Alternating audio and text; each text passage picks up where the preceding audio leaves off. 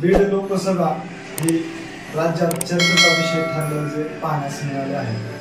चौथ्या टप्प्यात झालेल्या बीड लोकसभेच्या मतदानाचा टक्केवारीचा विचार केला तर 4% मतदान वाढल्याचे पाहण्यास मिळाले आहे।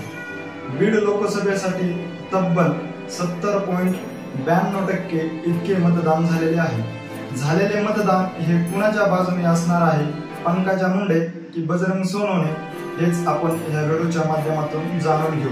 सर्वप्रथम बीड लोकसभेमध्ये बीड या ठिकाणी झालेल्या मतदानाचा विचार जर केला तर ह्या ठिकाणी बजरंग सोनवणे यांच्या बाजूने मतदान झाल्याचे काही राजकीय विश्लेषकांकडून सांगण्यात येत आहे।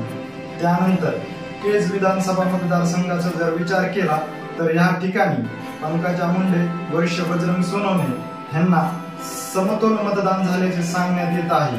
तर त्यानंतरचा परळी विधानसभा मतदारसंघाचा विचार केला तर ह्या ठिकाणी पंकजा मुंडे यांच्या बाजूने मतदान झाल्याचे पाहण्यास मिळाले आहे।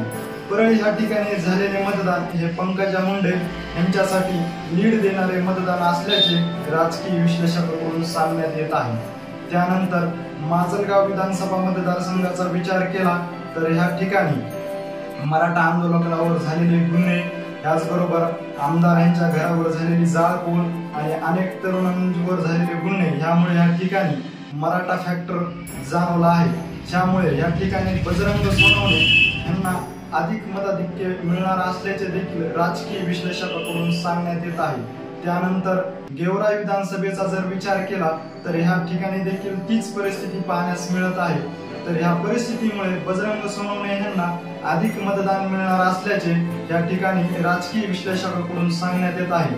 त्यानंतरचा आष्टी विधानसभा मतदारसंघाचा विचार केला तर पहिल्यापासून गोपीनाथराव मुंडे यांना मानणारा हा आष्टी विधानसभा मतदारसंघ आहे आणि नेहमीच तो पंकजा मुंडे यांच्या बाजूने राहिलेला पाहण्यास मिळाला आहे। तर आज बीड लोकसभेच्या ह्या निवडणुकीचा विचार केला तर हा मतदारसंघ पंकजा मुंडे व बजरंग सोनवणे यांच्या विजयासाठी निर्णायक मतदारसंघ ठरणार आहे। ह्या मतदारसंघातील मतदारांनी कुणाच्या बाजूने मतदानाचा टक्का वाढवला आहे हे पाहणं उत्सुकतेचं ठरणार आहे। त्यामुळे येणाऱ्या 4 जून रोजी बीडचा खासदार कोण होईल ही प्रतीक्षा। ह्या सर्व घडामोडीविषयी नेमकं तुम्हाला काय वाटतंय हे आम्हाला आमच्या कमेंट बॉक्समध्ये नक्की कळवा। व्हिडिओ जर आवडला असेल तर जास्तीत जास्त शेअर करा।